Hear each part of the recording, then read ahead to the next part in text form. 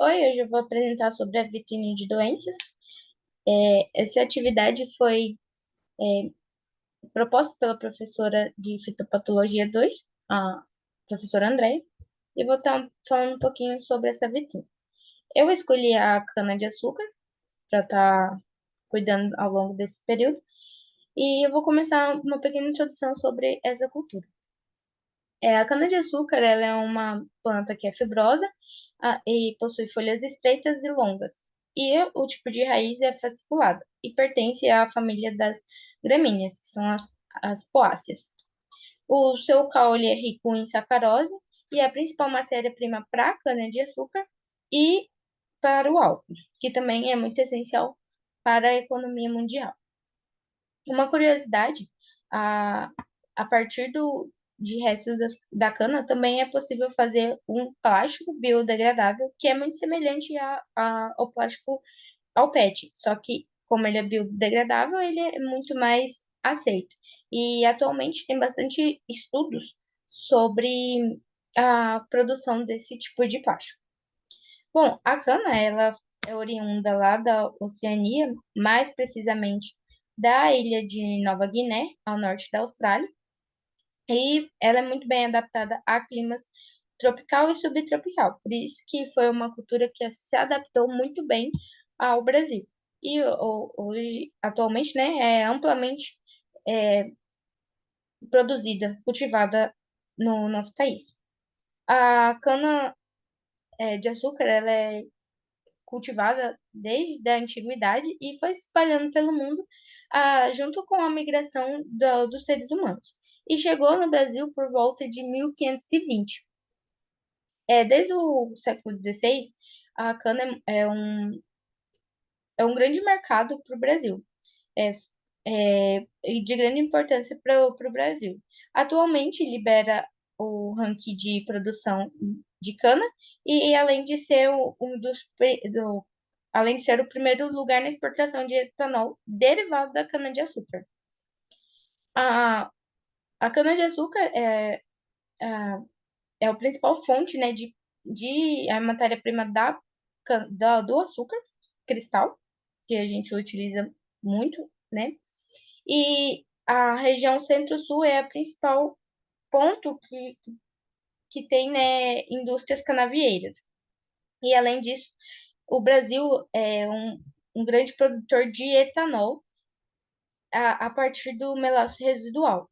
A principal vantagem do etanol feito a partir da cana-de-açúcar é que reduz em 80% a emissão de gases poluentes, gases de efeito estufa, enquanto comparado com a produção da gasolina comum. É, como eu disse, o Brasil é o primeiro no ranking mundial de produção de etanol a partir da cana. Porém, no quesito de etanol, no geral, o primeiro é os Estados Unidos, com cerca de 54,3% do etanol do mundo. Por quê? Nos Estados Unidos é muito comum o etanol a partir do milho. Claro que aqui no Brasil também tem já indústrias que estão focadas no etanol de milho, mas ainda não é o principal aqui no nosso país.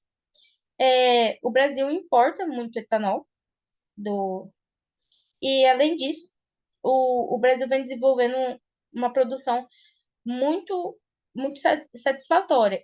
Acreditam que na próxima década o crescimento vai ser muito significativo. Tanto que na safra de 2019-2020, o Brasil produziu cerca de 35,6 bilhões de litros de etanol. Eu vou agora falar sobre o experimento. O experimento foi feito com o intuito de avaliar doenças em vários cultivares, em várias culturas. Eu fiquei com a cana-de-açúcar, como já dito antes. E o intuito foi, né, de verificar doenças que causam perdas, significativas nessa cultura. Esse trabalho foi realizado no campo experimental do IFMT aqui, do campus Campo Novo Parecis. O experimento foi O plantio foi efetuado dia 26 de agosto de 2026. As mudas foram colocadas no espaçamento entre linhas de 1,5 metro e cerca de 50 centímetros entre as plantas. Os tratamentos foram feitos em blocos de delineamento experimental de blocos casualizados, com 4 repetições, e as parcelas eram de 3 por 6 metros. Foram feitos 4 tipos de tratamentos: o químico, o biológico.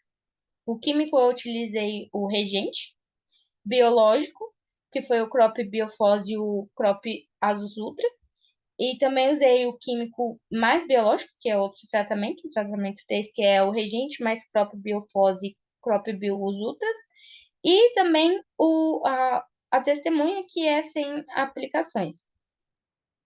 Eu utilizei também o, essa grade, né, o trator com essa grade para abrir o suco de semeadura. Primeiramente, eu comecei a fazer o suco de plantio com a enxada, mas como seriam mais de 400 ou 386 sucos de plantio, eu achei melhor fazer com o trator. Foi um tiro só, né? E aí ia fazendo espaçamento. As aplicações de biológico foram feitas a cada 15 dias depois do plantio, e as de químico ocorreram é, no intervalo de 30 dias. E as aplicações de biológicos foram efetuadas sempre em horários mais frescos, que é ou no início da manhã ou no fim da tarde. E também, né, foi efetuado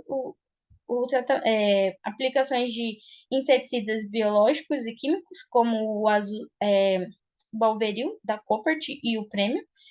O Prêmio está sendo muito utilizado pela usina aqui de Campo Novo do Parecis, e além dos herbicidas, que foi utilizado pelo controle de plantas daninhas, como o atrazina e o spider. A primeira doença que a gente vai falar é a podridão vermelha. É a principal doença na cana-de-açúcar atualmente, e ela é causada pelo fungo ascomiceto, que é o Coletótilo falcato. Essa doença pode causar cerca de 50 a 70% de perdas nos teores de sacarose, e quando ocorre junto com a broca da cana, ocorre a perda de cerca de 20% no peso da cana. Esse patógeno, ele é capaz de hidrolisar a sacarose em glicose e frutose pelo meio da síntese de invertase, o que resulta na inversão de sacarose e aumentando a quantidade de melaço. Os sintomas dessa doença são bem característicos. Sempre vai começar por pontos avermelhados. Basicamente, todas as doenças na cana-de-açúcar, ela sempre fica vermelha por conta da sacarose. Essa doença, ela é bem característica. Ela começa com pontos avermelhados na nervura da planta, e depois vai se estendendo tanto para os tecidos internos do colmo. Um dos fatores que ajudam na perpetuação da espécie, da doença, é utilizar cultivares que são suscetíveis a essa doença, porque esse tipo de fungos, eles vivem de restos culturais. Então, por mais que você retire a cultura dali, ele pode continuar por por um longo período se alimentando de restos culturais. E também esse fungo usa como porta de entrada os danos causados pela broca da cana. A segunda doença, na verdade, ocorreram duas bacterioses na área. A primeira foi a estria vermelha e a falsa estria vermelha. Já vou explicar a diferença entre as duas. A estria vermelha, ela é causada pela bactéria ácido borax avenae, subespécie avenae, e pertence ao filo da Proteobacterias, que é um grupo de bactérias gram-negativas, e é um filo com bactérias muito versáteis. E ela é uma doença muito severa, que desenvolve-se e alastra muito rapidamente, e causa perdas tanto na qualidade da matéria-prima do açúcar e do álcool, tanto na diminuindo a produtividade. Existem dois sintomas. O primeiro é essas estrias avermelhadas que a gente consegue visualizar nessa foto. Normalmente, a estria vermelha, ela sempre vai ocorrer do meio para a bainha. E dificilmente diferente da falsa estria vermelha. E o outro sintoma é a podridão do como. Essa podridão do como, ela já é um estado muito severo, que normalmente a bactéria vai infectar o topo da planta e vai causar, literalmente, vai apodrecer a cana-de-açúcar por dentro. Não ocorreu isso na área, então por isso que eu não coloquei nenhuma foto, mas esse já é um tipo de dano muito mais severo e normalmente quando já está nesse estágio é porque já se alastrou por praticamente o canavial inteiro. Porque as bactérias, elas podem se alastrar tanto pelas águas das chuvas e tanto pelo vento. Então ela se alastra muito rapidamente. E muitas vezes, quando um canavial já está completamente tomado por essa doença, quando você está perto, você sente um cheiro muito forte, um odor fédido, por conta da exudação das bactérias. Aqui já é a falsa estria vermelha, que é causada pela bactéria Xanthomonas. É muito difícil você conseguir. As duas doenças, a falsa estria vermelha e a estria vermelha, elas são muito fáceis de confundir, porque os sintomas nas folhas são muito semelhantes. Como eu já disse, basicamente tudo na cultura da cana ela vai ficar vermelha por conta da sacarose, e como são duas doenças que causam estrias, fica um pouco complicado.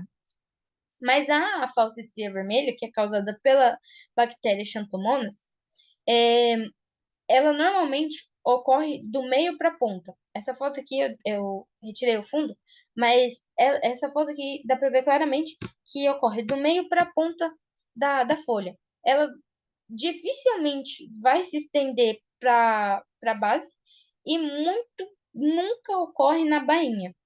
A disseminação também ocorre pelo ar e a bactéria vai infectar por aberturas naturais, como os estômatos, ou por lesões também causadas por algum inseto, como a broca da cana. E a infecção também dessa doença diminui o comprimento dos internódios. Só que, como é uma doença um pouco difícil de ser identificada, não há dados muito efetivos sobre as perdas em relação a essa doença. Essa doença, a última doença que eu vou estar falando, é a mancha ocular, que é causada pelo fungo bipolaris e pertencendo ao reino fungi, ele é um ascomiceto também, e também é um outro fungo que vive de restos culturais, então pode ficar muito tempo ali no campo. Normalmente, o, os sintomas começam por manchas necróticas. Aqui eu já tenho, já é um estágio bem avançado da doença.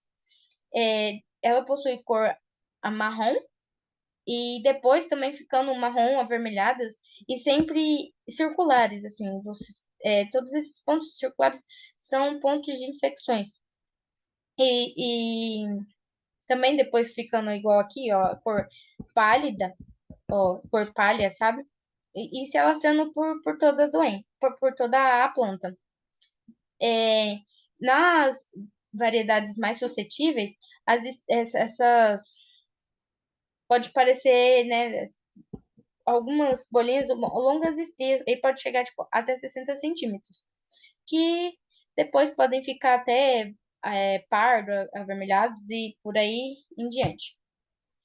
As avaliações que eu fiz foram de quantidade de como, número de comos, é, diâmetro de como e altura de plantas.